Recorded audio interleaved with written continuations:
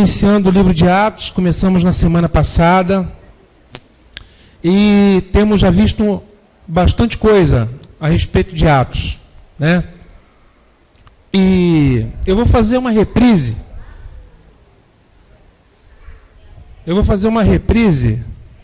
Para que os irmãos que não vieram na primeira aula possam se situar. Por quê? Porque, irmãos, isso é uma aula onde a informação anterior vai ser necessária para a próxima. Compreende? Nós vamos estudar capítulo a capítulo.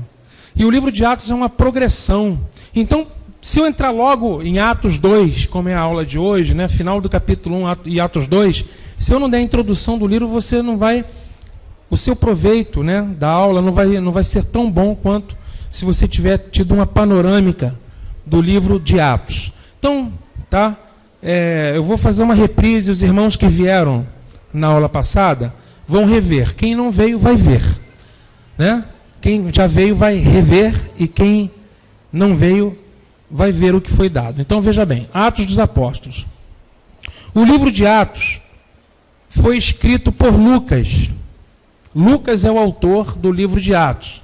Apesar dessa autoria não ser revelada no livro, nós temos provas de que Lucas é o autor do livro de Atos, e as razões são as seguintes. Em primeiro lugar, o autor de Atos é o mesmo autor de Lucas. Você vai ver que Atos e Lucas formam uma só unidade. Vai anotando, hein? Lucas é a primeira parte, Atos é a segunda parte. De maneira que quem escreveu Lucas, que é o terceiro evangelho, também escreveu Atos, que é o primeiro evangelho. E o destinatário do livro de Lucas é o mesmo destinatário do livro de Atos. Quem é o destinatário do livro de Lucas? Está lá em Lucas 1:3. Alguém que Lucas chama de excelentíssimo Teófilo. Era um romano. Teófilo era alguém que estava interessado na história de Jesus. Provavelmente era alguém que fazia parte da corte romana e que provavelmente financiou o livro, custeou o livro de Lucas e de Atos. Esse mesmo destinatário está lá no versículo 1 de Atos também. Ou seja, o destinatário a quem se destina o evangelho de Lucas é a mesma pessoa a quem se destina o livro de Atos. O destinatário é o mesmo. É alguém chamado Teófilo. Tá? Teófilo. Eu não vou abrir os textos que a gente já abriu na semana passada. Isso aqui é só para você se situar. Então, Atos começa onde Lucas termina. Aqui é importante você entender. Atos vai começar exatamente aonde Lucas termina. Lucas termina onde? Falando da ressurreição de Jesus, da aparição de Jesus para os discípulos e da ordem para que eles permaneçam em Jerusalém. É exatamente aí que vai recomeçar Atos, como a gente vai ver daqui a pouco. Atos começa onde Lucas termina. E Atos é considerado a continuação do livro de Lucas.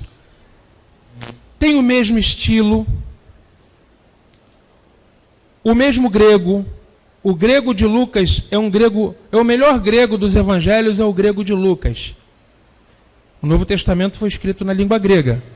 O grego do evangelho de João é um grego pobre, porque João não era uma pessoa com muita instrução. O grego de Mateus é um grego pobre. O grego de Marcos não é um grego bom, mas o grego de Lucas é um grego muito bom. Por quê? Porque Lucas era médico. Era uma pessoa com um nível de instrução maior. E é o evangelho de Lucas que tem um relato mais detalhado da vida de Jesus, gente. Se a gente quiser conhecer a vida de Jesus, a gente vai ter que ir para os evangelhos, porque relata nascimento, relata o ministério, relata a mensagem de Jesus, relata a morte e a ressurreição. O evangelho mais detalhado é o evangelho de Lucas. Porque Lucas era um médico e ele era um historiador. Então ele é detalhista. Você vai ver detalhes em Lucas que você não vê em lugar nenhum. Atos é um livro histórico. Por quê? Porque relata o nascimento da igreja e os primeiros 30 anos da igreja. Nos 28 capítulos de Atos, nós vamos estudar os 30 primeiros anos da igreja de Cristo na Terra. Os 30 primeiros anos. Está tudo em Atos. Então, é um relato histórico detalhado, o livro de Atos. Escrito num grego muito bem escrito, né? Porque ele era médico. O autor de Atos, que é Lucas, ele participou de muitos dos eventos que ele narra, porque ele coloca na primeira pessoa do plural. E nós saímos de Troade e fomos para Filipe. Ele se inclui. E nós vamos descobrir nas cartas de Paulo que Lucas é um dos companheiros, né, que assinam junto com Paulo, ou saúdam as igrejas junto com Paulo. Por exemplo, Paulo estava preso em Roma. Lucas estava escrevendo um relato detalhado da história da igreja, né? Provavelmente até para ser usado como defesa de Paulo diante da corte romana, gente. Lucas e Atos nasceram juntos, no mesmo período. Então, Atos, o autor de Atos vivenciou alguns dos episódios por ele narrados. Ele usa o pronome nós, porque ele se inclui nas narrativas dos eventos. Então você tem vários versículos onde ele diz nós. Atos 16, 10 a 18, 20, versículo 6, 21, 17, 27, versículo 1 e 28, 16. E como é que eu sei que Lucas é cooperador e companheiro de Paulo nas suas viagens? Porque o próprio Paulo diz isso. Aonde? Colossenses 4,14, Filemão 24, 2 Timóteo 4,11. Vai anotando que isso é interessante. Se você não estava na aula passada, anota. Você vai ler em casa, para a gente ganhar tempo de eu não ter que abrir nesse texto de novo. Então, Lucas escreveu o Evangelho de Lucas e escreveu Atos dos Apóstolos, sendo que são considerados como se fosse um só livro, sendo que Lucas relata o ministério de Cristo e Lucas relata a igreja em seus primeiros anos de vida, o ministério do Espírito Santo através da igreja. Em Lucas é a vida de Jesus, o ministério de Jesus. Em Atos é o agir do Espírito Santo através da igreja. Posso passar, gente? Já anotaram? Posso? Posso, dona Maria? Estou vendo a senhora anotar. Quando que Atos foi escrito, gente? Estou fazendo um repeteco, para quem não veio na última aula. Atos foi escrito provavelmente no ano 62. Foi antes do ano 64 e provavelmente no ano 62 depois de Cristo. Tá? Como é que eu sei? Ou como é que os estudiosos chegaram a essa conclusão? Da seguinte forma: alguns eventos muito importantes aconteceram que não há menção deles no livro de Atos. Um livro que fala da história da igreja primitiva deveria citar a destruição do templo em Jerusalém, no ano 70, mas ele não cita. Deveria ter citado o resultado do julgamento de Paulo. O capítulo 28, Paulo está preso e ele está fazendo a defesa. E Atos termina sem dizer como é que foi o julgamento do apóstolo Paulo. Nós não sabemos. Nós não sabemos. Provavelmente foi condenado e ali mesmo em Roma executado. Mas nós não sabemos, porque ele não diz. Outra.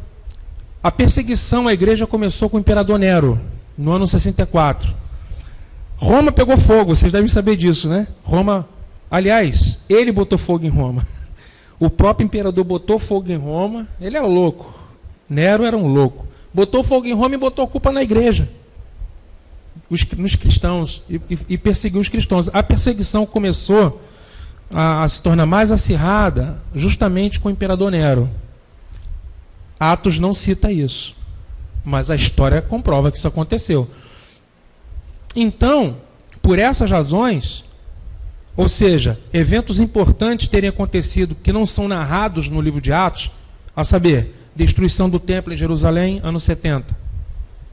Morte do apóstolo Paulo e do apóstolo Pedro. O livro não narra. Atos não fala da morte de Pedro, nem da morte de Paulo. Não cita. Ou seja, foi escrito antes de Paulo morrer. O resultado do julgamento de Paulo não fala. A perseguição sobre o imperador Nero no ano 64 não fala. Então, ele deve ter sido escrito antes de 64 e ali em torno do ano 62 depois de Cristo. Qual é a importância, gente, do livro de Atos? Muita. Muita. Primeiro, a maior fonte de informação detalhada da história da igreja, a fonte mais antiga, entendeu, e fidedigna é Atos dos Apóstolos. O primeiro livro escrito depois de Atos, reconhecido pela igreja, é a História Eclesiástica, de Eusébio de Cesareia. Mas Eusébio, ele foi buscar as informações justamente em Atos dos Apóstolos. Então nós temos a fonte, que é Atos.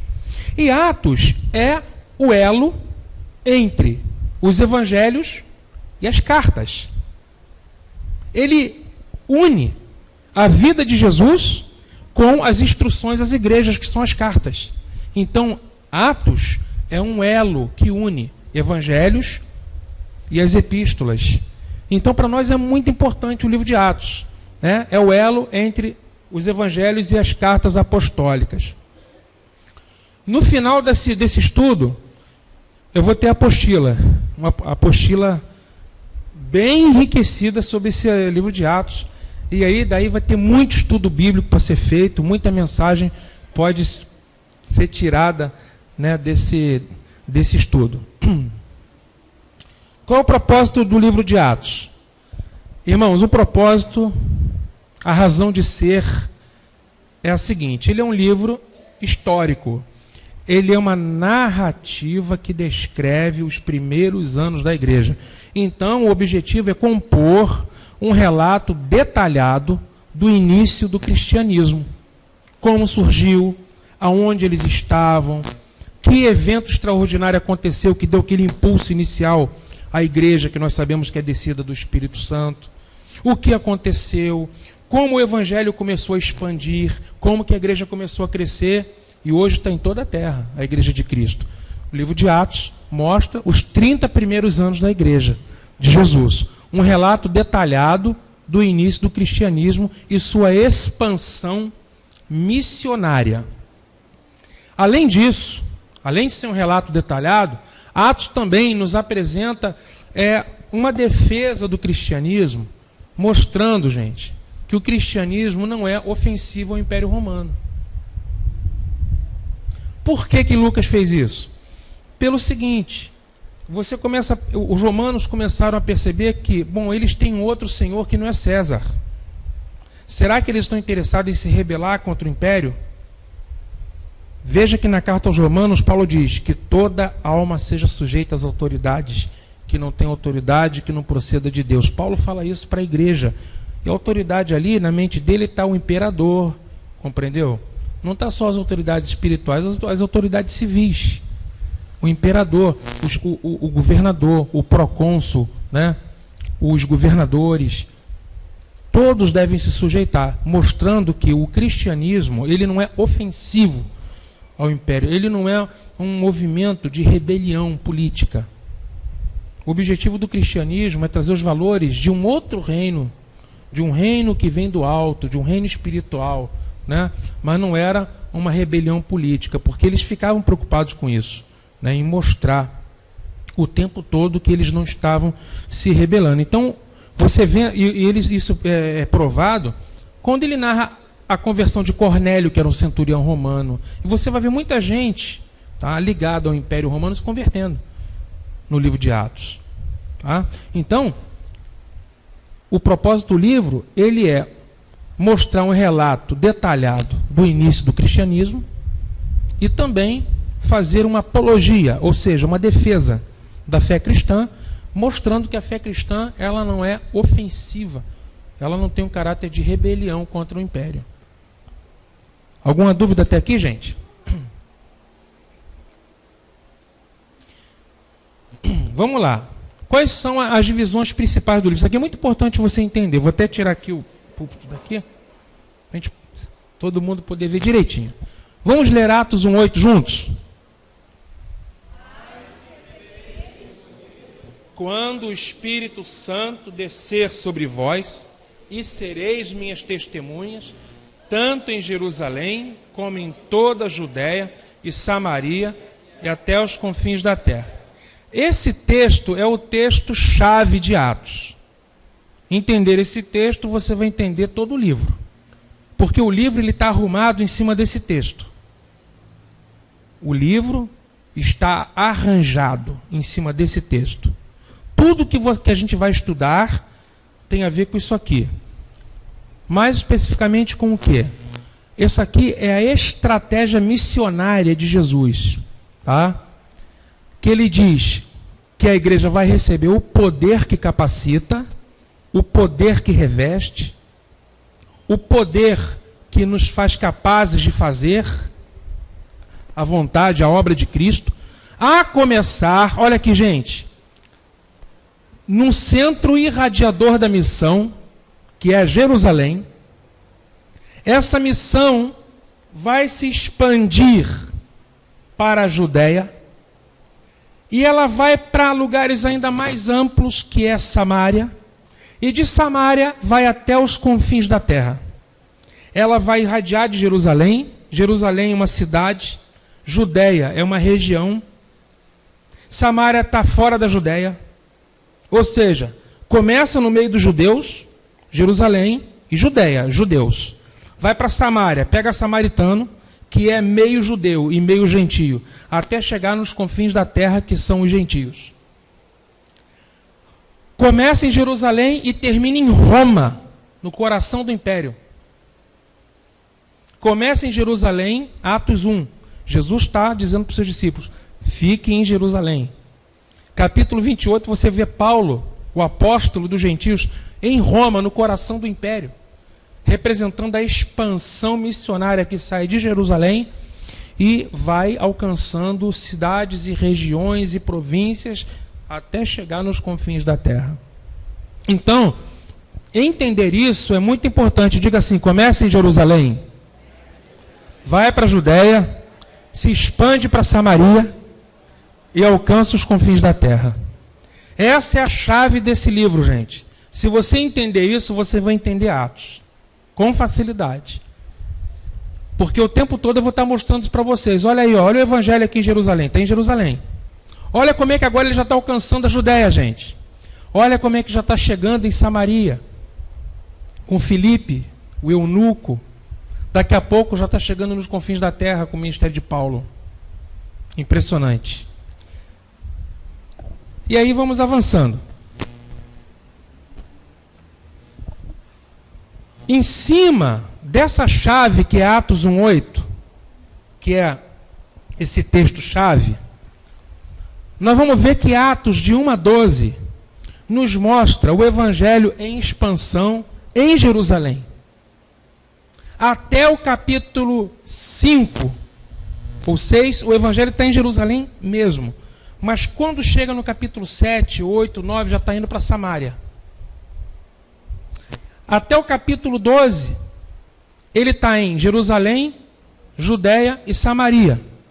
Ou seja, está no mundo judaico. E está um pouco além do mundo judaico, na Síria, na Samaria. Atos de 7-12. Quem é que aparece muito aqui? Pedro.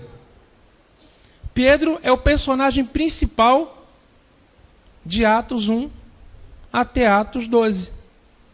Porque o ministério de Pedro era um ministério para os judeus, para os circuncidados. Compreenderam? Jerusalém, Judéia, Samaria. Mas, meus amados, de Atos 13 até 28, parece que a Bíblia esqueceu, deixou o mundo judaico e passa a narrar o efeito do evangelho do mundo gentílico, entre os não-judeus. Mostra o evangelho expandindo para os confins da terra. o evangelho no mundo gentílico até chegar em Roma. E quem é o personagem principal que aparece? Paulo, o apóstolo dos gentios. É assim que está dividido o livro de Atos. Atos 1:8 é a chave. Jerusalém, Judéia, Samaria, confins da terra. De 1:12, ele pega Jerusalém, Judéia e Samaria. De 3-28, só o mundo gentílico. Guarda isso. Nós estamos estudando um livro, então é um estudo mais sério, né? É um estudo que você tem que ver esses detalhes, para você ter uma percepção geral da mensagem que o Espírito Santo trouxe no livro de Atos. Como eu já disse, então, o texto-chave é Atos 1:8. E a chave para o livro de Atos é o Espírito Santo que foi derramado sobre a igreja para continuar a obra de Cristo na terra. Irmãos, é a ação de Deus o tempo todo. Atos é o livro da ação. É Deus em movimento. É Deus agindo, é Deus inspirando e enchendo para falar, são milagres acontecendo, e a igreja sendo perseguida, é apóstolo sendo preso, entendeu? E é pessoas sendo curadas, é ação e atitude o tempo todo. Atos não é um livro monótono, é um livro de muita ação e muita ação. É crescimento da igreja, é prisão da igreja, é prisão dos irmãos, é perseguição, é tribulação, né? É naufrágio, é apóstolo sendo açoitado, é sendo apedrejado, é a igreja crescendo, a semente do evangelho sendo plantada. É um livro de muita ação, né? Quem gosta de ação, né, vai gostar de Atos dos Apóstolos, né? Um livro de ação. Um livro de ação que mostra o Espírito Santo agindo na terra. Então, veja bem, a primeira parte do livro fala sobre a ascensão de Jesus. Atos 1, versículo 1. Vamos ler juntos? Fiz o meu primeiro relato, ó Teófilo.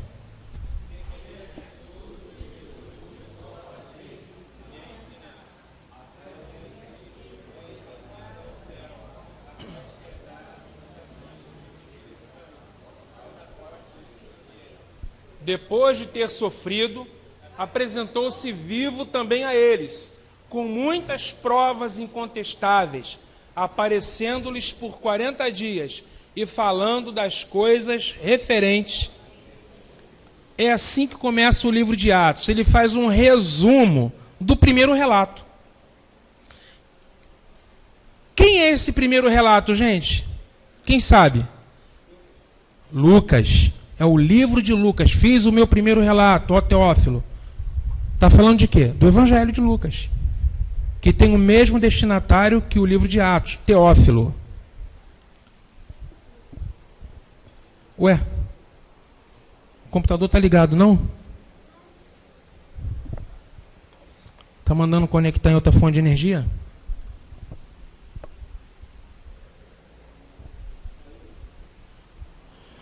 Fiz o meu primeiro relato, ó Teófilo, acerca de tudo que Jesus começou a fazer e a ensinar. Então veja, qual é o assunto de Lucas?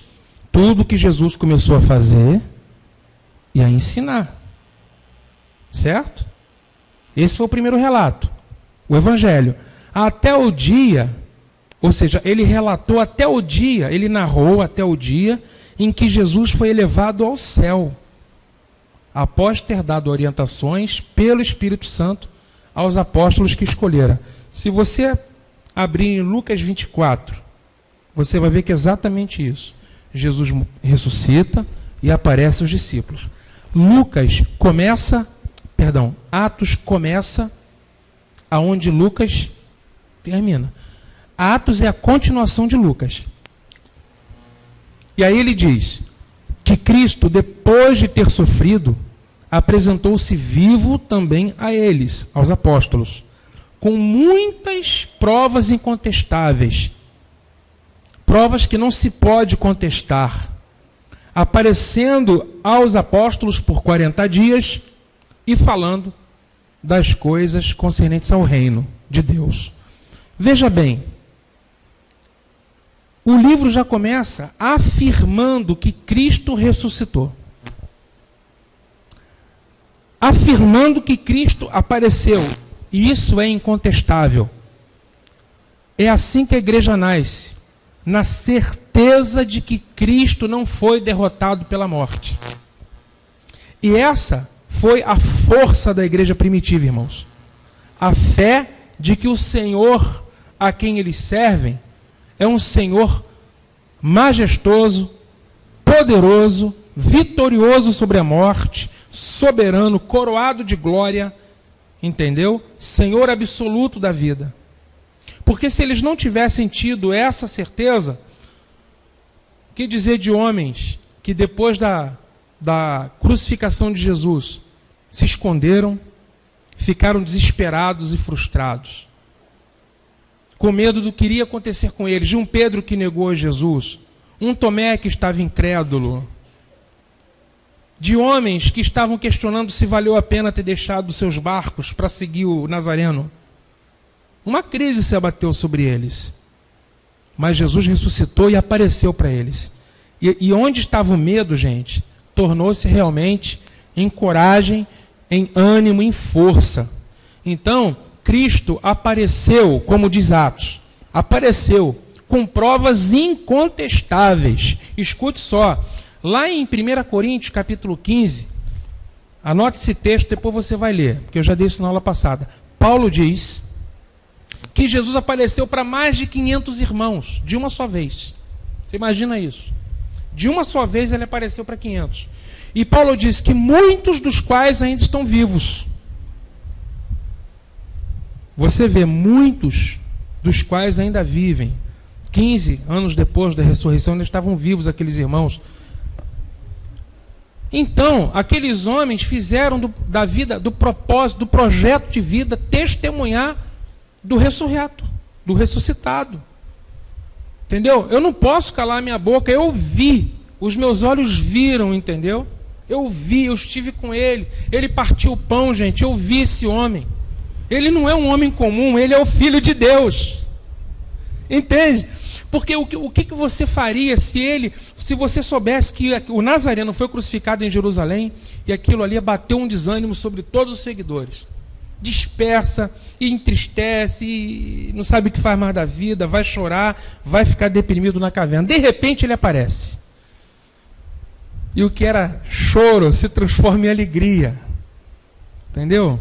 Onde havia incredulidade se transforma numa fé viva. Onde havia medo passa a ter coragem.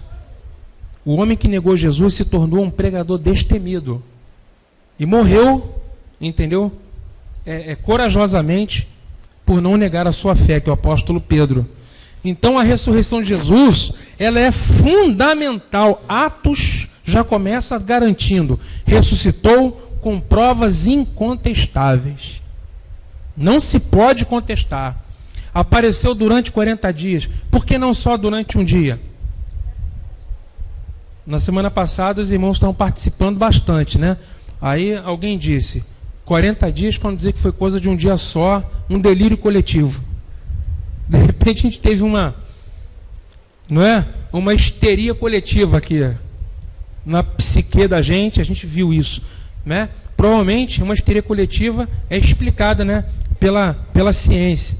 Só que se ele apareceu 40 vezes, durante 40 dias, para um grupo de 500 de uma vez só, para os 12, para Maria Madalena, para a mãe dele, para Pedro, para Tomé. Peraí, eu vi, você viu, ele viu, então a gente não está doido não, cara. Eles vão estar falando assim, belisca aqui para dizer que eu não estou sonhando, belisca. Belisca aqui.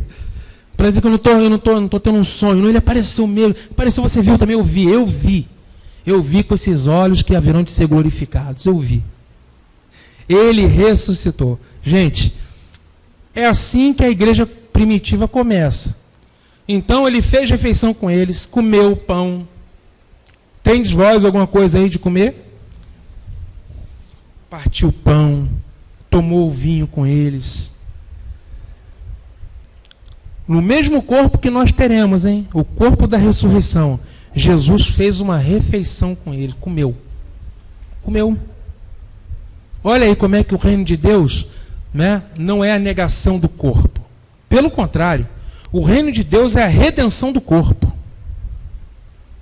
O reino de Deus não é a afirmação do espírito em detrimento da matéria. O reino de Deus é a unidade perfeita entre espírito e matéria, no vínculo indissolúvel da vida eterna. Isso é o reino de Deus. A redenção da natureza criada é o reino de Deus. Por isso que o reino de Deus será sobre a terra, sim. O fato de Jesus ressuscitar e comer com eles é prova disso. Ué, claro, é a afirmação, né, de que Deus tem propósito com a matéria. Não só com o espírito, mas com a matéria também. Um novo céu e uma nova terra. A terra fala da natureza física. O céu fala da natureza espiritual. E une os dois num só. Céus e terra numa nova dimensão e realidade. O assunto que Jesus tratou com eles, qual foi, gente? O reino. Jesus falou do reino de Deus, falou das coisas concernentes ao reino. Era o assunto dele quando estava no ministério dele, antes da sua ressurreição, era o reino. E quando ele ressuscita, ele continua falando do reino.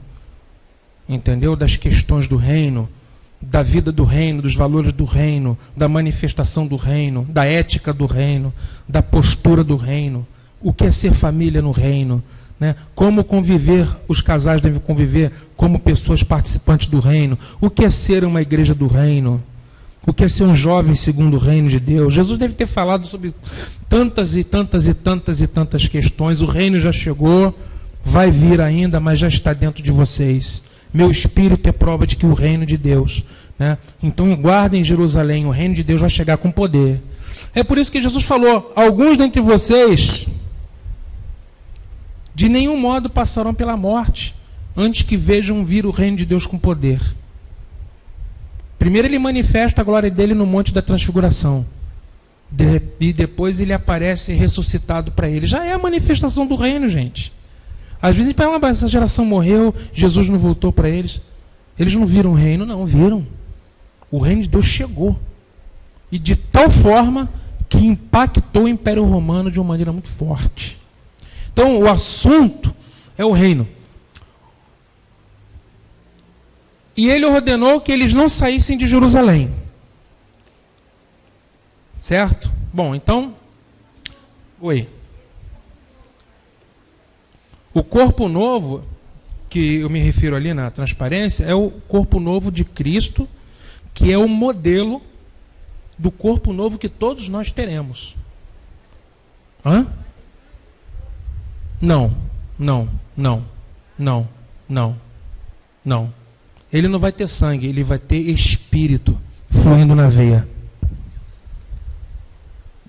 Nós não sabemos explicar, irmã.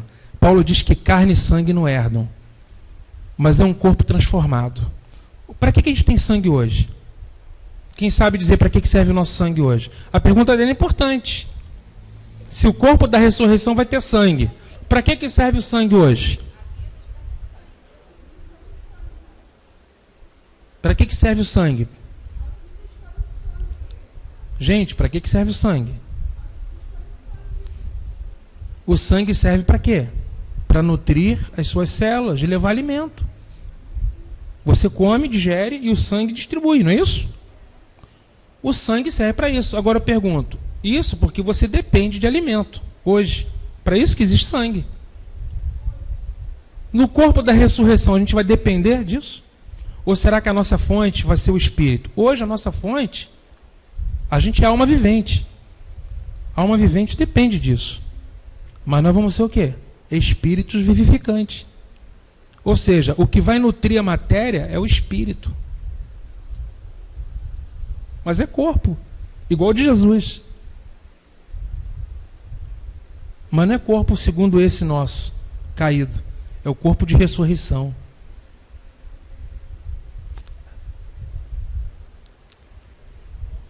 É grande. A fonte vai ser o espírito. Quem vai nutrir nosso corpo é o espírito. Espírito que dá vida. Espírito vivificante. Hoje nós somos alma vivente.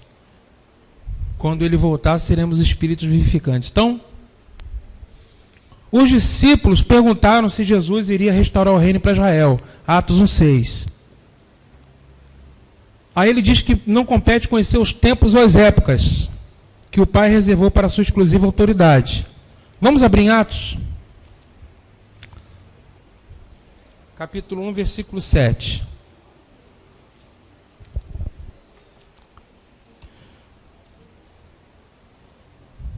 Flávio, providencia um pouco d'água para mim, por favor. Atos 1:7, ó. 1:6. E os que haviam se reunido perguntaram-lhe: Senhor, esse é o tempo que restaurarás o reino a Israel? Ele lhes respondeu: Não vos compete saber os tempos ou as épocas que o Pai reservou para a sua exclusiva autoridade. Mas recebereis poder quando descer sobre vós o Espírito Santo, e ser-me-eis testemunhas tanto em Jerusalém como em toda a Judéia, Samaria, até os confins da terra. Qual era a pergunta? É nesse tempo que o Senhor vai restabelecer o reino político de Israel? O que está na mente deles? A restauração da dinastia de Davi, de Salomão. Os tempos áureos do reino de Israel, né, com Davi e Salomão. É esse o tempo. Jesus não vai restabelecer o reino judaico. Não vai. Ele vai implantar o reino de Deus, não o reino nacional de uma nação. Não vai restabelecer o nacionalismo judaico. Ele vai estabelecer o reino de Deus, aonde Israel tem o seu lugar reservado, com certeza. Mas não o reino nacional de uma nação sobre as outras, mas o reino de Deus. E disse: não vos compete saber os tempos ou as épocas. A gente tem que se ocupar com uma só coisa: buscar de Deus a capacitação, buscar de Deus o revestimento. Vocês permaneçam em Jerusalém, vocês vão ser revestidos de poder e serão mártires, testemunha, gente.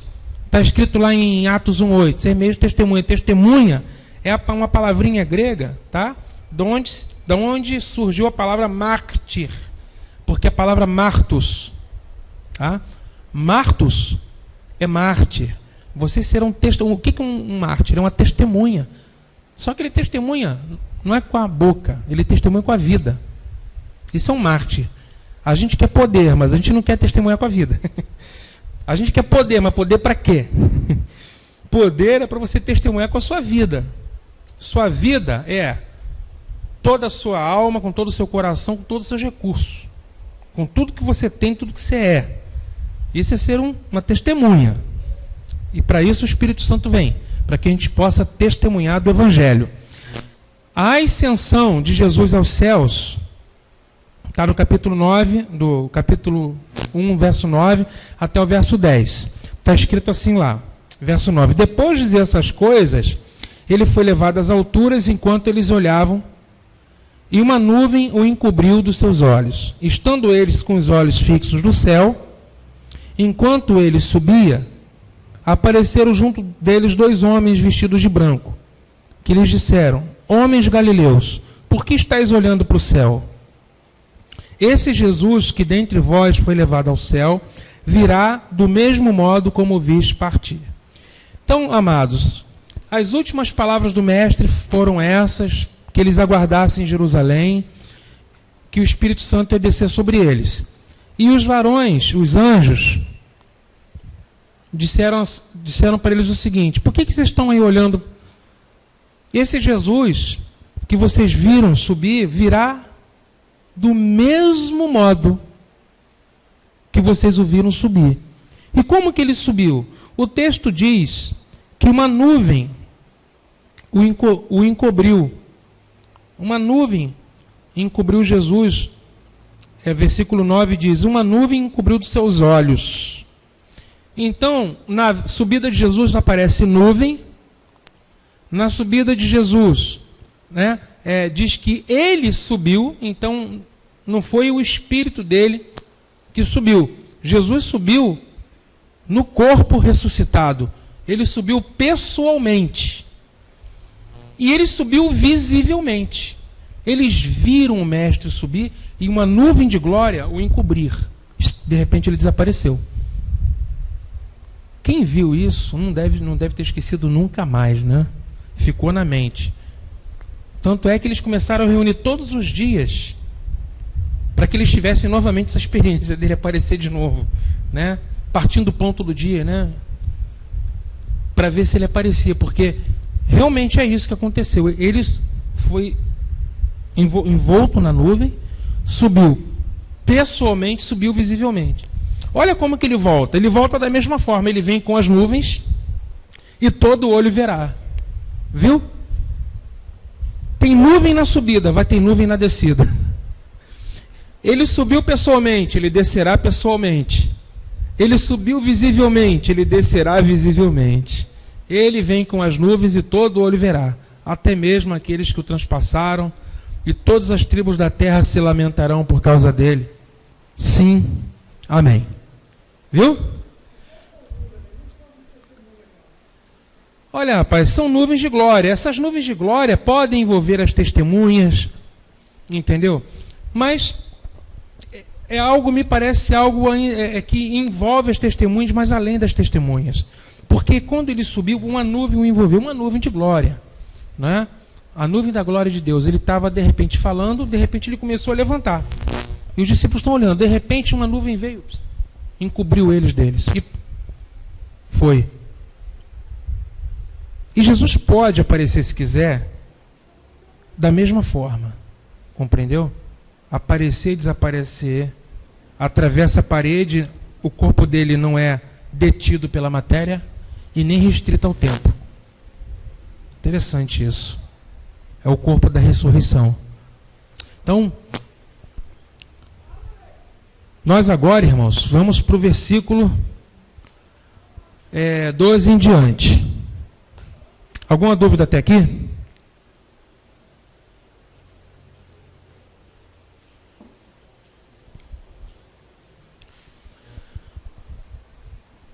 A história da ascensão, ou seja, da subida de Cristo, é completada com a narrativa da volta dos discípulos para Jerusalém, em obediência, a fim de esperar a promessa do Espírito Santo. Estão entendendo, gente? Jesus ele estava onde? No Monte das Oliveiras. Foi o local que ele subiu, né? Em Betânia, no Monte das Oliveiras. Ele estava com os discípulos. Recebereis poder ao descer sobre vós o Espírito Santo. De repente, ele sobe. Mas antes disso, ele diz: fique em Jerusalém. O que os discípulos fazem depois que ele sobe? Voltam para Jerusalém, que estava distante de Betânia um sábado. Um sábado era o limite que um judeu poderia caminhar no dia de sábado. Equivale a 1 quilômetro. 1 quilômetro. A distância de um sábado é 1 quilômetro. Eles só andavam 1 quilômetro no sábado. Então eles voltaram para Jerusalém. Vamos ler o versículo 12. Então eles voltaram para Jerusalém, Atos 1:12. Eles voltaram para Jerusalém, vindo do monte chamado das Oliveiras, que fica perto de Jerusalém, a distância da caminhada de um sábado, que é 1 quilômetro, 1 quilômetro e 200 metros, mais ou menos. Chegaram à cidade. Quando chegaram à cidade, subiram ao aposento superior, onde estavam quem? Vai falando o nome deles. Pedro e João, Tiago e André, Filipe e Tomé. E Mateus, Tiago, filho de Alfeu, Simão Zelote e Judas. E unidos, todos se dedicavam à oração, juntamente com as mulheres, com Maria, mãe de Jesus, e com os irmãos dele. Minha aula então começa aqui. A aula de hoje. Foi a reprise rápida da semana passada, em consideração aos irmãos que não vieram, já que foi a primeira aula, mas não vai dar para ficar fazendo isso toda a aula, né, gente? Ficar voltando na aula anterior. Mas como foi a primeira aula, e eu sei que todos vocês vão juntos comigo até o último capítulo de Atos, então eu achei legal fazer esse repeteco.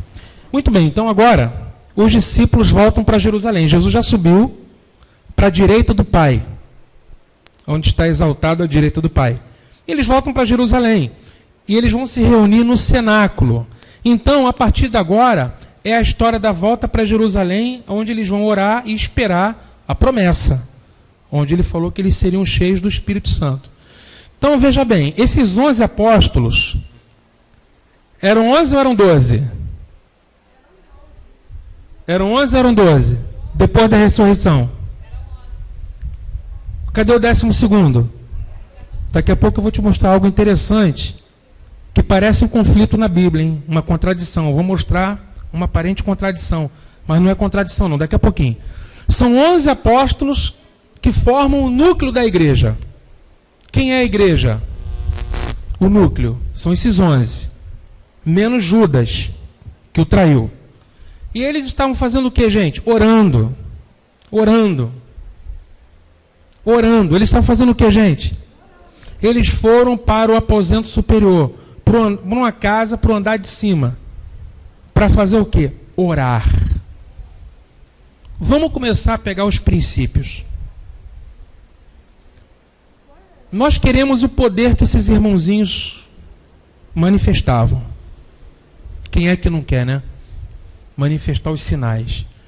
Mas nós precisamos fazer o que eles faziam. Nós precisamos desejar ter o coração que eles tinham. Irmãos, eles oravam. Como que a gente vai querer ter poder se a gente quase não ora? Por exemplo, eu nem vou fazer Quem aqui teve um tempo de qualidade de oração hoje? Um tempo de qualidade.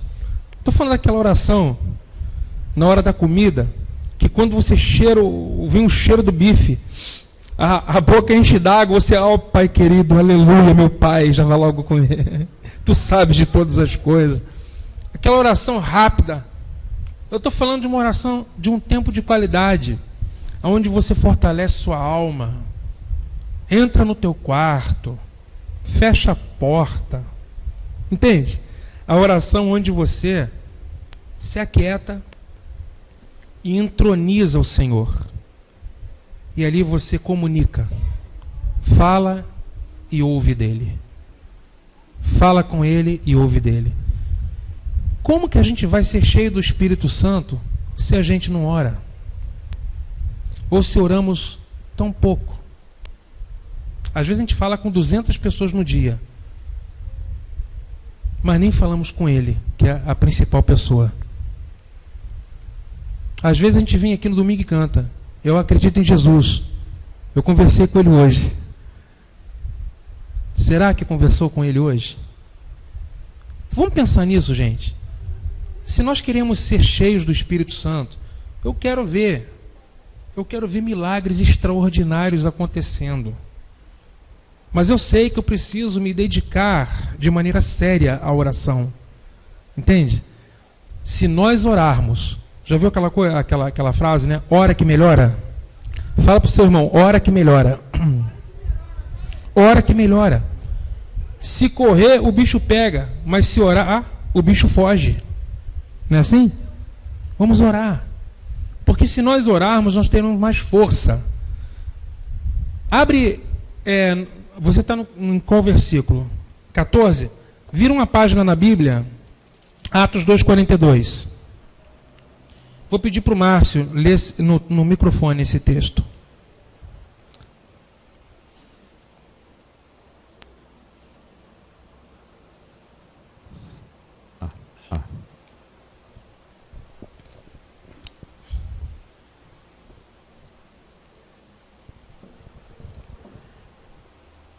Atos 2,42.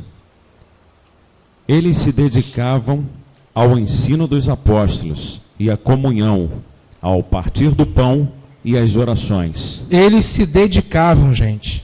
Isso não era uma coisa feita esporadicamente, feita por acaso. Calhou de cedo eles estavam orando, não. Às vezes acontece com a gente, calhou de cedo a gente orar. Eles se dedicavam. Eles eram dedicados. Resultado de Atos só acontecerá se tivermos as atitudes de Atos. Se nós não nos dedicarmos à oração, nada acontece. Então, eles oravam. Quantos aqui têm promessas de Deus para suas vidas? Quase ninguém, né? Quantos aqui têm promessas de Deus para suas vidas? Amém, amados, eu também tenho, mas a gente precisa fazer como eles. Eles tinham uma promessa da vinda do Espírito, eles estavam esperando em oração. Se nós orarmos, estaremos trabalhando de verdade para o Senhor, porque trabalhar é orar. Orar é o verdadeiro trabalho espiritual, porque se conquista pela oração, a gente vai crescer através da oração. Amém, amados? Vamos começar a entrar nesse espírito. Eu quero aprender com essa história desses irmãos. A gente não está estudando aqui para aumentar conhecimento. Estamos estudando para que o conhecimento se transforme em prática de vida. E a gente possa ter resultados. Eu creio que esse ano, estudando, irmãos, em nome de Jesus, estudando o livro de Atos, o Espírito Santo há de transformar cada um de nós. Pela palavra do Senhor, o Senhor há de nos transformar, de nos inquietar, de mexer com a gente. Caramba, puxa vida, olha o modelo da igreja aí, ó, nas páginas do Novo Testamento. Que mexa com a gente, que saia, a gente possa mexer com o comodismo da gente, sair da inércia, sair da passividade. Somos um povo que ora, um povo que se importa, um povo que busca, né, que evangeliza, que testemunha. São exemplos que estão aí na Bíblia. Então veja bem. E nesse grupo, no versículo 15, viram a página, Atos 1,15, aliás, no versículo 14, diz assim: unidos, todos se dedicavam à oração, os 11, juntamente com as mulheres, com Maria, mãe de Jesus, e com os irmãos dele. Então veja bem, eles estavam, os apóstolos, juntamente com as mulheres. Então havia mulheres no grupo. Às vezes a gente tem uma percepção de que Jesus só tinha os 11, tudo homem. Jesus tinha um monte de discípulos mulher. As mulheres digam glória a Deus. Jesus ama as mulheres. Ama, tem propósito com as mulheres. Né? As mulheres são corajosas. As mulheres, elas evangelizam. Grande é a falange das mulheres que anunciam boas novas. Quem é que estava lá, aos pés da cruz, vendo Jesus morrer? Só tinha um homem, João. O resto era tudo mulher. E para quem que ele é a primeira pessoa que viu ele ressuscitar? Mulheres. Mulheres, deem graças a Deus. Vamos ver. Abre lá. Lucas 8:2. Aliás, não, 1 Coríntios 9 primeiro. Paulo vai falar que os apóstolos tinham mulheres. Então, claro que as mulheres estavam presentes nessa reunião. 1 Coríntios 9, versículo 5. Olha Paulo dizendo: não temos nós direito de levar conosco esposa crente, como também fazem os demais apóstolos, os irmãos do Senhor e Pedro?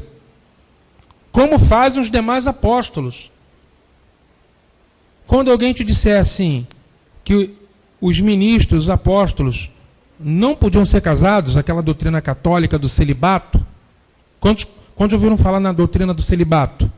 Olha a prova aqui, ó, diante de você. Paulo está dizendo, não temos nós, os apóstolos, direito de levar conosco esposa crente, como também fazem os demais apóstolos, os irmãos do Senhor e Pedro. Pedro tinha esposa, porque tinha sogra, Jesus curou a sogra dele. E Paulo está dizendo, Cefas tem esposa, os demais apóstolos também têm. Por quê? Porque para o judeu o casamento é honroso, é digno de honra. Ser casado, ter filhos, é uma honra. E o cristianismo nasce no judaísmo. Aliás, aqui está, para quem tiver interesse, uma apostila que eu fiz, é minha aula na Faculdade Aplicada de Teologia e Filosofia. Eu dei esse conteúdo aqui, ó, Raízes Judaicas do Cristianismo. Tá? Se alguém tiver interesse em adquirir, é esse material que os seminaristas da FATEF têm nas mãos. Né? Ficaram assim, maravilhados com a aula, sabe? E perguntando, puxa vida, pastor, o senhor vai continuar dando aula aqui para a gente, não vai? Eu falei, bom, tudo isso que vocês falaram para mim, fale lá para a coordenadora. O que vocês falam para mim, eu deposito aos pés de Cristo, mas eu não posso me louvar a mim mesmo. Mas se vocês acharam, se vocês não gostaram, não precisa falar não. Mas se vocês acharem interessante continuar tendo aula comigo, vá lá na coordenadora pedagógica e fala com ela. Está aqui, gente. R$15 se você tiver interesse de adquirir Raízes Judaicas do Cristianismo. Um trabalho científico, tá? Embasado na história, na cultura, na filosofia e na profecia. Está aqui. Se os irmãos quiserem adquirir, só vem aqui depois e adquirir. Então, eles tinham esposas. Agora vamos para Lucas capítulo 8. Lucas capítulo 8. Vamos ver as mulheres seguindo a Cristo. Mulheres entre os seguidores de Jesus. Lucas capítulo 8, verso 2. Gente, aula tem que ter Bíblia na mão, papel e caneta na outra. Anota. Anota, filho. Isso é aula. E aula também tem que ter o quê? Pergunta. Fica à vontade para perguntar. Lucas 8, 2. Você achou aí, Márcio? Lê. Pode ler a partir do verso 1, Márcio, por favor. Depois disso, Jesus ia passando pelas cidades e povoados, proclamando as boas novas do reino de Deus. Os 12 estavam com ele, e também algumas mulheres que haviam sido curadas de espíritos malignos e doenças. Maria, chamada Madalena, de quem havia saído 7 demônios. Joana, mulher de Cusa, administrador da casa de Herodes. Susana e muitas outras. Essas mulheres ajudavam a sustentá-los com os seus bens. Olha que bênção, hein? As mulheres ajudando a sustentar Jesus com os seus bens. Entre elas estava uma mulher de um administrador do governo de Herodes. Estava lá no Palácio do Planalto. Mulher de um administrador. O nome dela é Joana. Tinha outra chamada Susana. Muitas outras. Maria Madalena, mulher de José Olivete. E muitas outras. Essa é outra Maria Madalena. Gente, então, muitas mulheres, muitas. Jesus, ele tinha muitas mulheres, porque, aquela mulher que entrou na casa do Simão. Entrou na casa do Simão. Quem se lembra dela? Ela chorava, regava os pés de Jesus com suas lágrimas, enxugava com seus cabelos. Certo? Aquela mulher era a Bíblia diz, pecadora da cidade. Você já sabe o que ela era, né? Pecadora da cidade. A cidade conhecia ela era uma prostituta. Estava lá aos pés dele, ela falou, filha, seus pecados são perdoados. Ela se tornou uma discípula. E muitas. Aquela mulher adúltera. Entendeu? As mulheres têm uma... Posso falar aqui uma coisa? As mulheres têm uma sensibilidade especial. As mulheres são sensíveis ao Senhor, né? E Deus tem propósito com a vida de cada mulher aqui desse ministério. Sabe? Vocês foram plantadas pelo Senhor para serem discípulas do Senhor. Seguirem o Senhor e dar frutos na presença do Senhor. Atos 23, Lucas 23, 49, 24, 10, fala também de mulheres. Né? Vamos ver rapidamente esse texto. Lucas 23, 49. Olha lá. Entretanto, todos os conhecidos de Jesus e as mulheres que o haviam seguido desde a Galiléia viam tudo isso de longe. Isso já no momento da cruz. E mulheres que o haviam seguido. Veja 24, 10. As mulheres que relataram essas coisas aos apóstolos foram Maria Madalena, olha Joana aparecendo de novo, Joana, Maria, mãe de Tiago, e outras que também estavam com elas. Está vendo? Agora veja bem, junto dos 11, orando, tinha mulheres, algumas eram esposas dos apóstolos. Vamos compor a cena no aposento, no cenáculo onde eles estavam. Tinha os 11 e as mulheres, e Maria, mãe de Jesus, e os seus irmãos. Os 11. Quem mais? Mulheres. As mulheres dos apóstolos e outras mulheres que seguiam a Jesus. Quem mais? Maria, mãe de Jesus, e os irmãos de Jesus. Detalhe: os irmãos dele não acreditavam nele antes da ressurreição. Veja lá João capítulo 7. Eu vou pedir para o Márcio abrir esse texto e ele vai ler no microfone. João capítulo 7, versículo 3 até o versículo 5. O texto é claro ao dizer que os irmãos de Jesus não acreditavam nele. Inclusive Tiago, que escreveu a carta aí que você tem na Bíblia. Aquele que diz que a língua é a raiz, a língua é um mal irrefreado. Tiago, que diz que a fé sem obras é morta. Tiago, da Bíblia, é irmão de Jesus. Ele não acreditava em Jesus, até ver o irmão ressuscitado. Olha aí, João capítulo 7. Versículo 3. Os irmãos de Jesus lhes disseram: você deve sair daqui e ir para a Judéia, para que os seus discípulos possam ver as obras que você faz. Ninguém que deseja ser conhecido publicamente age em segredo, visto que você está fazendo estas coisas. Mostre-se ao mundo, pois nem os seus irmãos criam nele. Nem os seus irmãos acreditavam nele. É duro, né? O Jorge está falando que é duro. É duro mesmo. E se os irmãos querem saber, houve um tempo em que ele estava fazendo... Houve um tempo não, ele fez isso direto. Mas um episódio em que ele juntou tanta gente na casa dele para ser curada, que fluía tanta virtude dele, tanta virtude que a mãe dele falou: ele está fora de si. Eu não estou mais reconhecendo Yeshua. Eu não estou mais reconhecendo Jesus. Ele está fora de si. Ele está outro. Eu não estou mais reconhecendo ele. Ele está falando umas coisas de meu pai, né? Que importa fazer a vontade de meu pai. Outro dia ela foi procurar por ele. Ela e Tiago. Imagina Tiago, o apóstolo, o autor da epístola. Jesus, a gente está te procurando. Cadê Jesus? Aí um discípulo diz: ó, mestre, tua mãe e teus irmãos estão lá fora. Ele diz: minha mãe? Meus irmãos? Quem é minha mãe? Quem são meus irmãos?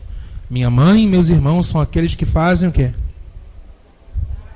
Quando Maria soube disso, ele está ficando doido. Gente, aquele que é espiritual discerne todas as coisas, mas ele por ninguém é discernido. E a mente humana não pode compreender a mente de Cristo. É isso que a gente tem que entender. Uma coisa é uma coisa, outra coisa é outra coisa. Entendeu? A mãe dele e os irmãos não discerniram. Os irmãos não acreditavam nele.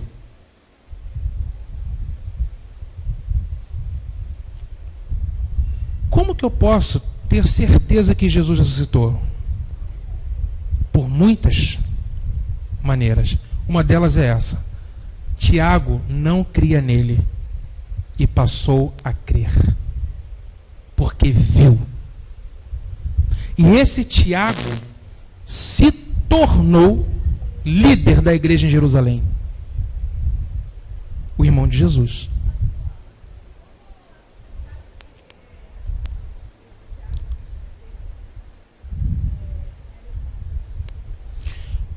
A Bíblia mostra, a Bíblia fala, tem um texto em Marcos, capítulo 6, versículo 3. Eu tô com esse texto aqui aberto. Ó. Abre aí, Marcos 6, 3. Esse não é o carpinteiro, filho de Maria, irmão de Tiago, de José, de Judas e de Simão? E suas irmãs não estão aqui entre nós? E escandalizavam-se por causa dele. Marcos 6, 3. Esse não é o carpinteiro, filho de Maria, irmão de Tiago? E outra, provas arqueológicas. Foi achado num dos sítios arqueológicos, tá? Lá na terra de Israel, uma esquife, uma espécie de sepultura, né? Com o nome lá, né? Tiago, irmão de Jesus. Tá vendo? Ela leu. Tiago, irmão de Jesus. Então, esse Tiago, irmão de Jesus, é o apóstolo. Inclusive, é tido como um dos homens mais respeitados da cidade. Ele era um judeu ortodoxo, piedoso e justo. O nome dele, em hebraico, é assim: Tiago é Yaakov. Yaakov Hatzadik, Tiago o Justo. É assim que ele era conhecido. Tiago Hatzadik, Tiago o Justo.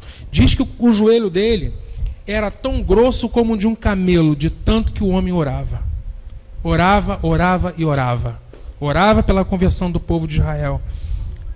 Entendeu? Tiago, irmão de Jesus. Se tornou líder em Jerusalém. Então eles estavam reunidos lá no aposento superior, esperando pela promessa. E aí então, vamos ler o versículo 15 até o 26. Vamos voltar lá para Atos. Atos 1, de 15 a 26.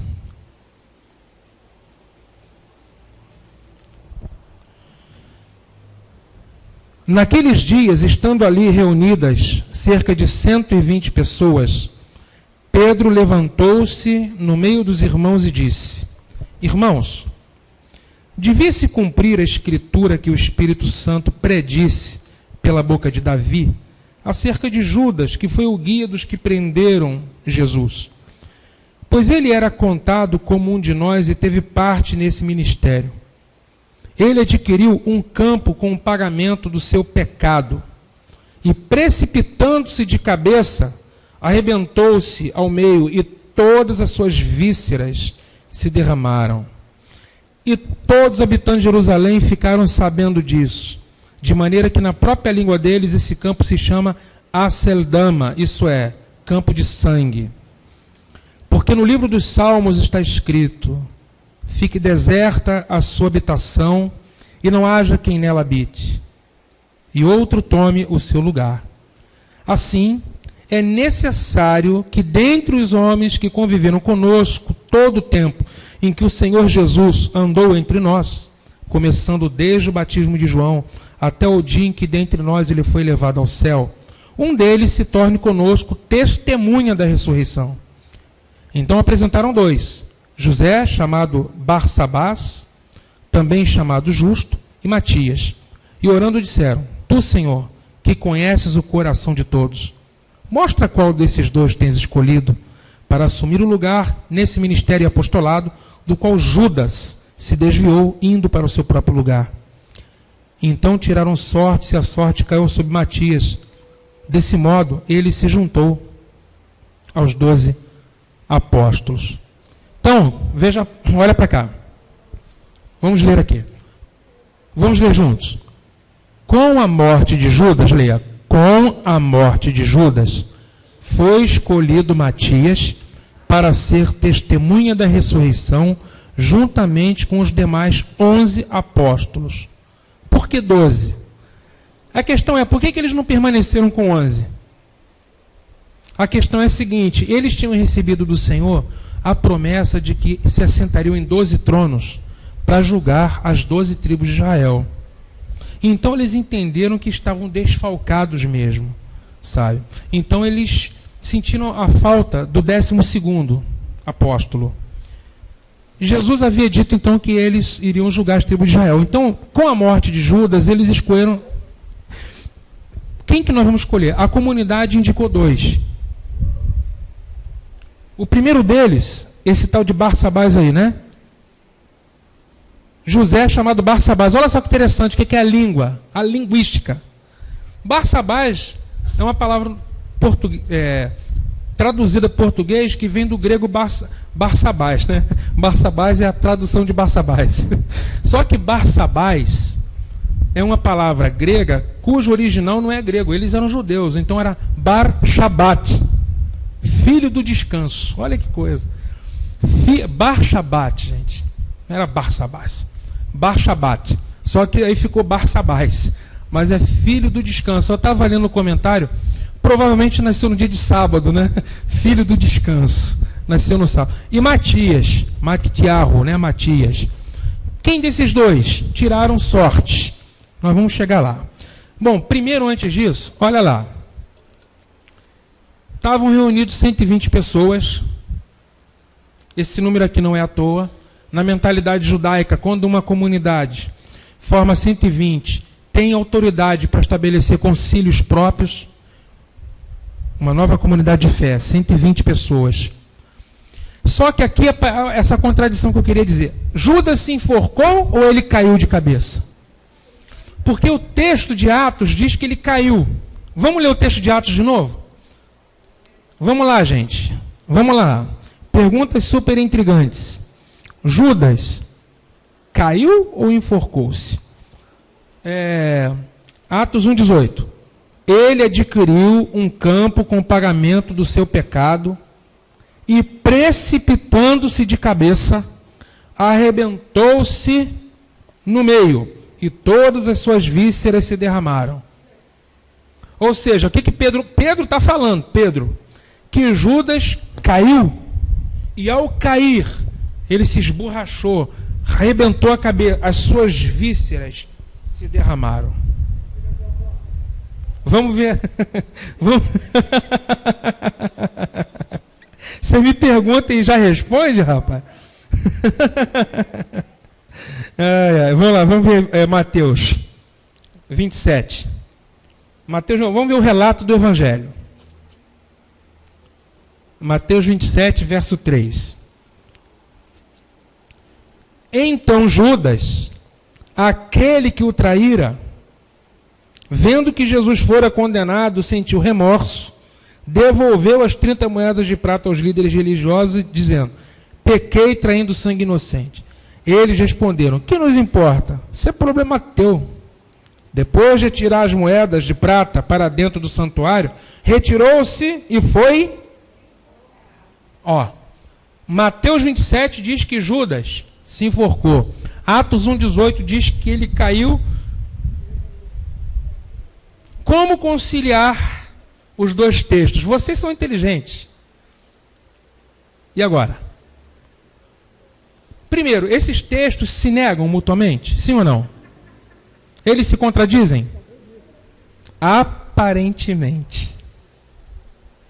Gente, eu estou dando para vocês, porque os críticos da Bíblia pegam essas coisinhas assim, Pode dizer, o livro que você tem na mão é um livro contraditório. Mas se você estiver preparado, se você ler a Bíblia e estudar às quartas-feiras, aqui, e estudar em casa, você vai estar preparado para responder. A resposta é: a contradição é aparente. Por quê? Um texto diz que ele se enforcou, outro diz que ele caiu. Tem contradição real? Não. Não. Porque a corda na qual ele se enforcou não pode ter puído pelo peso, não suportado o peso durante muito, muito tempo e ele ter caído? Ele não pode ter se enforcado de uma altura muito alta? Entendeu? Ou a madeira quebrou? Ele caiu. Não, ele se enforcou e caiu. Ele morreu. De repente o corpo já estava em putrefação. E caiu. E quando cai, se arrebenta e se parte. E as vísceras se... E quando ele foi descoberto, já estava lá. A pessoa, quando chegou para vê-lo, já estava lá, com o corpo arrebentado no chão. Então Pedro está falando do quê? De como ele foi visto. E o Evangelho está relatando do que ele fez. Ele se enforcou. Há contradição? Não. Agora não. A contradição é aparente. Eu vou dar algumas outras para vocês, gente. Aparentes contradições da Bíblia. Não tem contradição, não. São aparentes. Se alguém te perguntar a contradição nesses dois textos, o que você vai dizer? Não. A contradição ela é aparente. A vaga do apostolado de Judas ficou aberta e eles entenderam, pela profecia, que outro deveria ocupar o 12º lugar. E aí eles tiraram sortes, né, gente? O que é isso, né? Para o ímpar, o que foi isso? Era uma prática dos judeus. De quê? Eles entendiam que Deus iria conduzir o sorteio. né? Deus iria conduzir o sorteio. Aí, a sorte caiu sobre Matias, que se tornou o 12º apóstolo. Fala. Essa prática remonta a Urim e ao Tumim, que eram as duas pedras que ficavam no peito do sacerdote e aonde eles consultavam o Senhor. É isso mesmo. Mas não eram Urim e Tumim, porque eles não eram sumo sacerdote, né? Eles tiraram sorte. Eles sortearam, né? Mamãe mandou bater. Mas como eu sou obediente, eles tiraram sorte. Tá, deu Matias.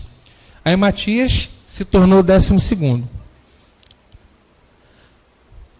Vou até o versículo 13 de Atos, capítulo 2, os 13 versículos. Eu quero mostrar uma coisa para vocês. Então, gente, se formaram lá os 12, Matias foi eleito, 12º apóstolo. E aí, então, vamos para o capítulo 2.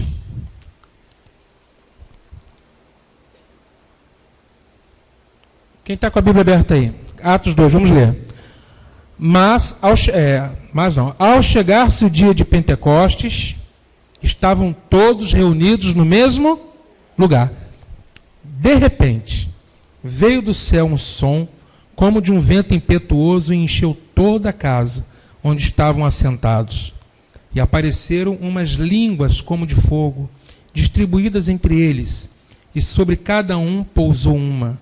Todos ficaram cheios do Espírito Santo e começaram a falar outras línguas, conforme o Espírito lhes concedia que falassem. Estavam em Jerusalém judeus piedosos de todas as nações que há debaixo do céu.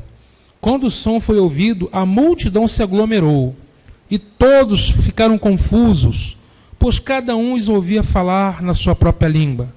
E perplexos e admirados, diziam uns aos outros: por acaso esses que estão falando não são todos galileus? Como então cada um de nós os ouve falar em nossa língua materna? Partos, medos, elamitas, habitantes da Mesopotâmia, da Judéia, da Capadócia, do Ponto, da Ásia, da Frígia, da Panfilha, do Egito e das regiões da Líbia, próximas a Cirene, romanos aqui residentes, tanto judeus como convertidos ao judaísmo, cretenses e árabes, todos nós os ouvimos falar das grandezas de Deus em nossa própria língua. E perplexos e pasmos, todos diziam uns aos outros: o que isso quer dizer? Mas outros, zombando, diziam: eles estão embriagados com vinho. Queridos, esse é o Pentecostes, né? Capítulo que a gente gosta demais de ouvir, o poder de Deus que desceu, e ali nasceu a igreja. Pentecostes é uma palavra traduzida para o português, né? Do grego, pentakostos, que significa 50. A palavra pentakostos é 50. Penta é um prefixo que significa 5, né? Pentagrama, penta, campeão, penta é 5, né? Então, Pentecostes é a festa que os judeus realizam 50 dias depois da Páscoa. Em hebraico, né, é Shavuot. Shavuot. O que é Shavuot? Semanas. É a festa das semanas. São 7 semanas, 49 dias. No dia seguinte, 50, Pentecostes. É a mesma coisa, só que o que muda aí são as palavras. Às vezes você vai ver no Velho Testamento festa das semanas. No Novo Testamento aparece Pentecostes. 50 dias depois da Páscoa. Então, por exemplo, nós vamos ter a Páscoa agora na segunda-feira que vem. Inclusive, quero já lembrar os irmãos que nós já estamos em clima de Páscoa, né? Já estou em clima de Páscoa, já estou refletindo no que o Cordeiro fez por mim. E eu quero ter uma experiência com o meu Senhor nesses dias de Páscoa. Depois da Páscoa, se conta 50 dias. E aí então vem a festa das semanas. 50 dias depois da Páscoa, o Espírito Santo veio para habitar nos cristãos. Veja que Deus escolheu o dia de uma festa. Como Ele escolheu o dia da Páscoa? Para que Cristo morresse. E ele escolheu o dia de Pentecostes para que o Espírito fosse derramado. Compreende? Deus usa as festas para marcar, né, grandes eventos da redenção, revestindo de poder para testemunhar. Esse maravilhoso evento foi o cumprimento de Isaías 32:15 e de Joel 2:28 a 32. Esse evento marca o início dos últimos dias, a inauguração do tempo do fim. Irmãos, o Pentecostes aconteceu há quantos anos atrás? Quem sabe? Você sabe? Quantos anos o Pentecostes aconteceu? Faz nem ideia? Quanto tempo Jesus veio à Terra e ressuscitou? Nós estamos em que ano? Depois de Cristo ou antes de Cristo?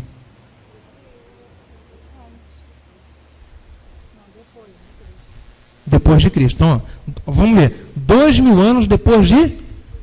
Então, quantos anos faz que Cristo já esteve na Terra? 2000, aproximadamente 2000 anos, não é isso? Gente, é fácil a gente se lembrar disso. A história está dividida em antes e depois dele.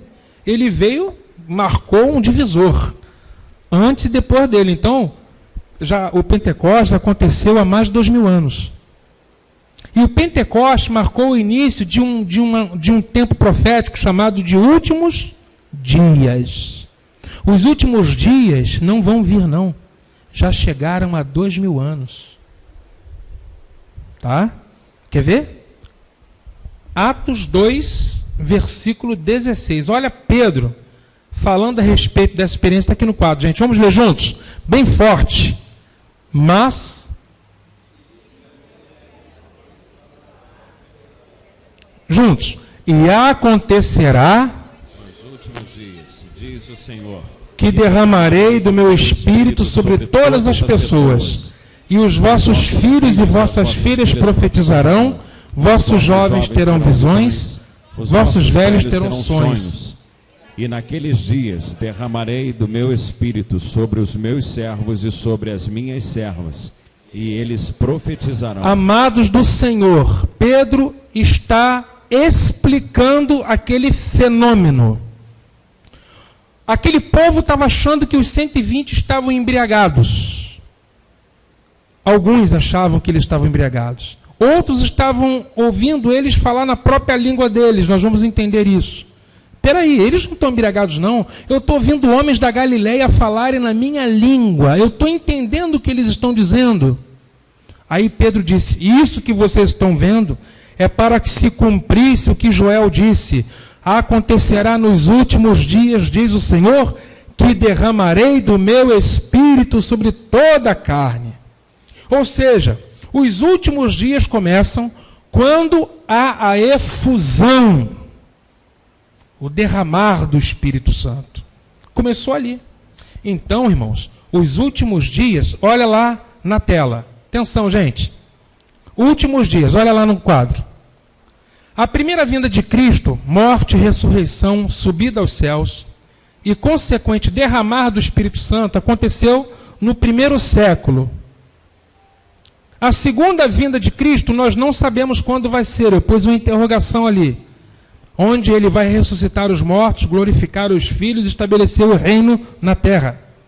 Entre as duas vindas, existe um período de tempo que se chama de últimos dias. Os últimos dias começam com o derramado do Espírito Santo. E vai até a segunda vinda de Cristo. Nós já estamos vivendo o tempo do fim.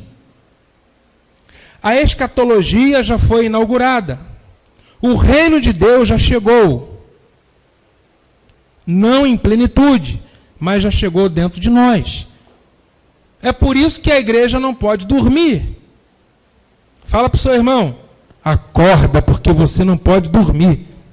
Fala para o seu irmão, acorda meu filho. Por que você não pode dormir? Porque nós estamos vivendo os últimos dias. Isso cabe um estudo à parte. Características dos últimos dias. Tempos de quê? Difíceis, mas também tempo de derramado do Espírito Santo. É isso aí. O autor dessa música, ele pegou Paulo falando que nos últimos dias homens amantes de si mesmo, que não cumprem aliança, tal, lobos em pele de cordeiro.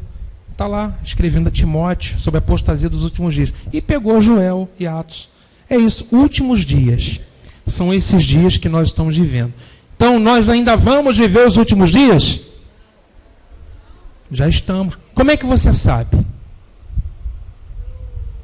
Porque meu pastor falou,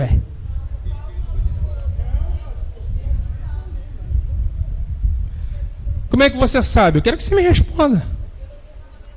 E onde é que está escrito isso? Atos 2,16. Nos últimos dias derramarei do meu espírito. Se já começou a ser derramado no Pentecoste, já estamos nos últimos dias. Gente, a gente tem que estar preparado. Preparado, com a espada afiada.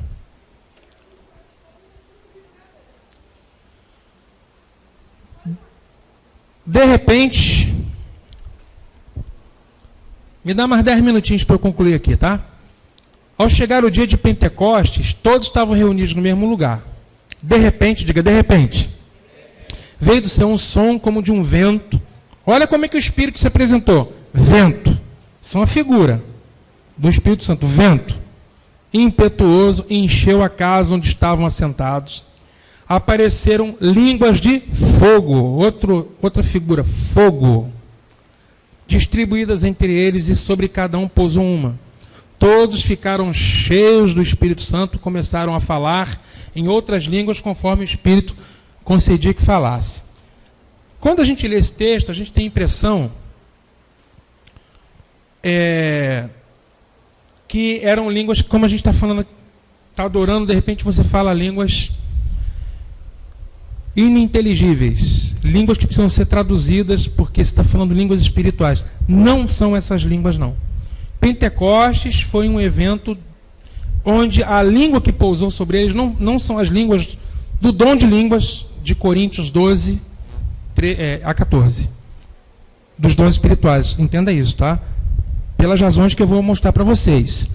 Então, nesse dia de Pentecostes, só para a gente passar aqui para você entender. É a festa das semanas, como eu disse, é celebrado o dia em que a aliança foi feita no Sinai. Então, Pentecostes é aliança, é a confirmação de aliança. No Sinai foi quando eles receberam a lei. É ali que começou a celebrar Pentecostes, associando com o quê? 50 dias que saíram do Egito, receberam a lei.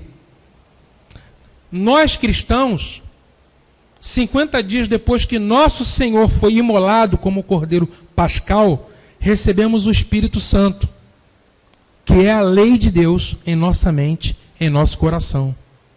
E aonde a nova aliança é confirmada.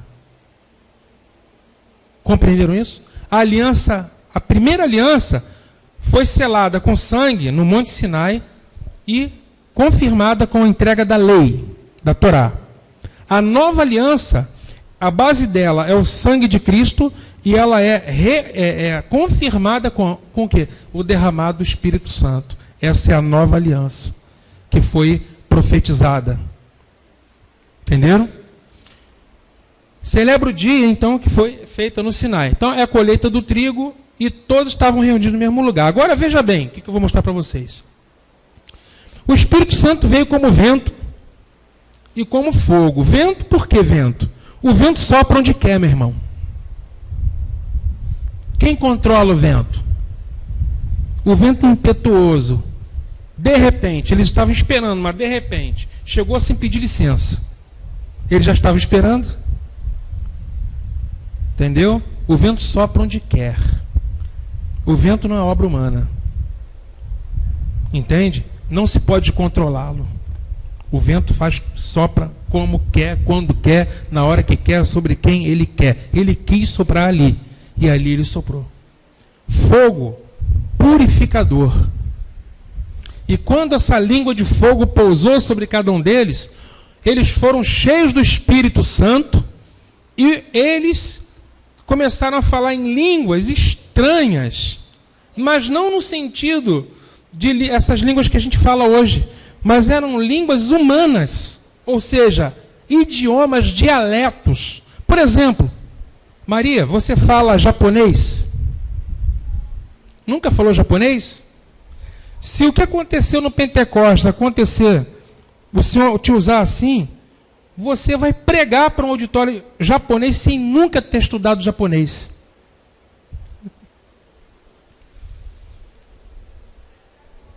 Olha, gente, se todo crente descobrir isso, eles vão trancar a matrícula no curso de idiomas. E vão esperar por esse dom.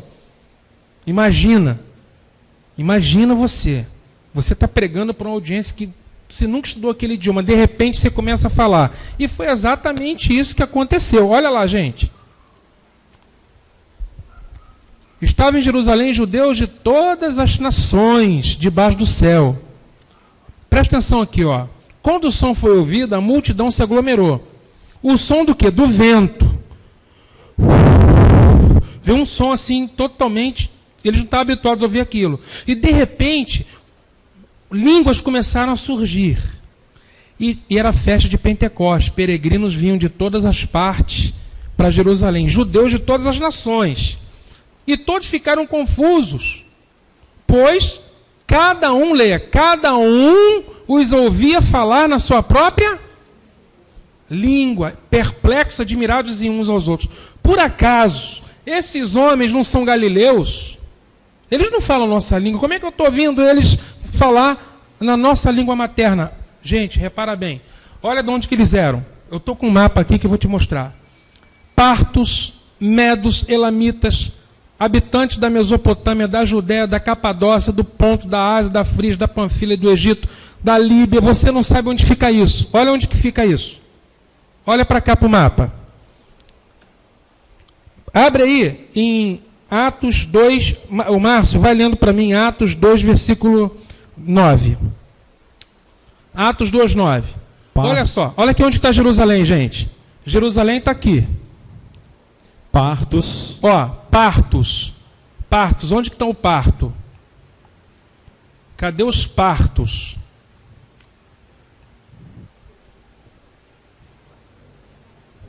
Vai falando outro. Medos. Média, olha aqui a média. Aqui, Pártia, está aqui, ó. Os partos vêm daqui, ó. Aqui. Pártia, média, medos, vai. Tudo para Jerusalém, ó. Calma aí, me perdi aqui. Elamitas. Vem de Elão. Habitantes da Mesopotâmia. Mesopotâmia. Olha aqui, Mesopotâmia. Vai falando. Judéia. Judéia, está aqui, ó. Essa região aqui de Jerusalém. E Capadócia. Capadócia, olha aqui em cima, ó. Capadócia. Ó. Do Ponto. Do Ponto aqui, Ponto. Da Ásia. Olha Frígia. aí. Frígia. E Panfilha. Panfilha está aqui, tá vendo? Egito. Egito, ó. E das partes da Líbia. Líbia. Próximas a Cirenze. Amados, era a festa de Pentecostes em Jerusalém. Judeus de todos esses lugares, da Ásia, do Egito, da África. Está vendo? O Egito é norte da África. Líbia, está vendo? Vindo para Jerusalém. Arábia, Mesopotâmia. Então eram pessoas de diversos dialetos. Agora você imagina. Esse povo de diferentes lugares... E olha quantos, ali tem a escala de quilômetros, ó. Tá vendo? Olha só, onde tem de 0 a 300 ali, ó, 300 quilômetros. Olha só a distância. Cabe algumas vezes 300 quilômetros ali, ó. A distância era boa, gente, olha lá. Pois é, de Creta, de Roma, até de Roma. Tá vendo? Viajaram muito, era a festa de Pentecostes. Isso aqui se chama diáspora judaica. Eu falo sobre isso na minha apostila, que no primeiro século os judeus já estavam espalhados. Entendeu? Conclusão. Esse pessoal já tinha a língua dos locais de origem deles. Quando chegaram em Jerusalém, eles viram os galileus falando a língua deles. Esse foi o milagre, o sinal do Pentecostes. Qual o sinal do Pentecostes? Pessoas de lugares diferentes têm o mesmo entendimento. Todo mundo entender a mensagem. Deus desfez o que a Torre de Babel promoveu. E é exatamente o que eu quero mostrar para você agora. E a gente termina a aula aqui. O contraste entre... Tremendo, né, irmã? Interessante isso. O que Babel fez? Gênesis 11. Uma era a língua. Um era o propósito. Eles estavam unidos, propósito errado. Deus, eles queriam construir uma torre, fazer um nome célebre. Deus desceu do céu, confundiu as línguas. Ninguém se entendeu. Em Babel, era ação do homem. Pentecostes foi a ação de Deus. Em Babel, houve divisão. No Pentecostes, houve unidade. Em Babel, houve confusão. No Pentecostes, houve entendimento. Babel era uma tentativa de ficar reinos humanos. Pentecostes foi o estabelecimento do reino de Deus. E os dois envolveram línguas. Só que em Babel foram línguas de confusão. Em Pentecostes foi língua de unidade, de entendimento. Então Babel fez um milagre. Uniu pessoas de diferentes etnias, de diferentes lugares, tudo num coração só, para ouvir a mensagem. Oi? O que eu falei? Eu olhei para Leila, me acabei falando outra. Pentecostes uniu pessoas de diferentes lugares num só coração.